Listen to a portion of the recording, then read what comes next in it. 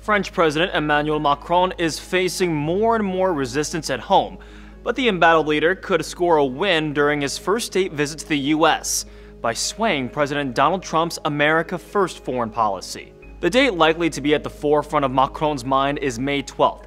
That's Trump's self-imposed deadline for deciding whether or not to leave the international deal constraining Iran's nuclear program. Trump's demanded significant changes to the deal, but he probably won't get them.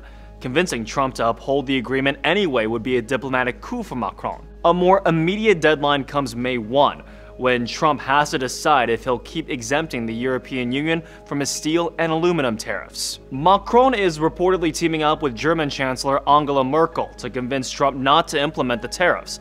Securing that exemption would give Macron a clear example of how his close relationship with Trump has paid off for France. And Macron could really use the win. He's currently facing mass labor strikes over his planned reforms, and his party recently splintered over a controversial immigration bill. A diplomatic victory with the US could help tamp down some of that dissent. But Macron also has to be careful how he uses his relationship with Trump to score points. After the US and France teamed up to carry out airstrikes in Syria, Macron fended off a tough TV interview by saying he'd convinced Trump to get more involved in Syria. He later walked back those comments after pushback from the White House.